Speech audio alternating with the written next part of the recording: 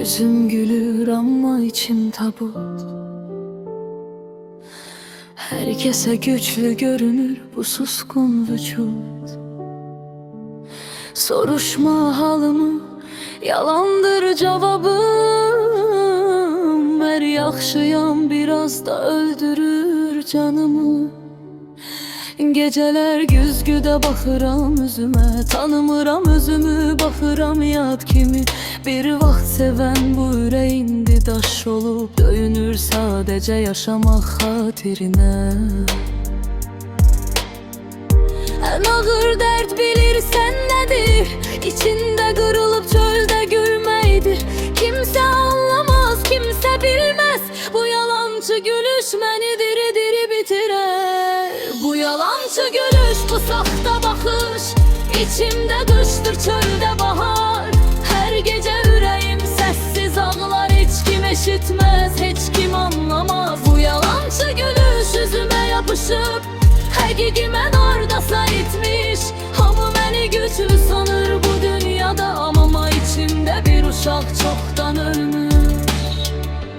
Dost deyənlər bir-bir yox oldu. Düşəndə hamısı yolunu dəyişdi. Ən yaxın bildiyim səssiz qaldı. Ən uzaqlar isə dərdimi seçdi. Ümid dediyim şey yarımçıq qaldı. Sözlər boğazımda düyün-düyün. Biraz anlayan olaydı, kaş bu qədər ağır olmazdı hər gün. Əgər bir gün gülməsəm üzünə, bil ki artıq gücüm çatmadı. Əgər susub baxsam boşluğa, bu qışqırmaqdan da ağırdı. Bu yalancı gülüş məni xilas etmir, sadəcə gizlədir içimdəki qanı. Mən güləndə inanma heç vaxt, yazır həqiqət ağlayın içimdə səssiz-səssiz. Bu yalancı gülüş bir maskadır, çıxarsam hamı qorxar məndən. Ona görə taxıram hər gün üzümə, özüm özümə düşmənəkən.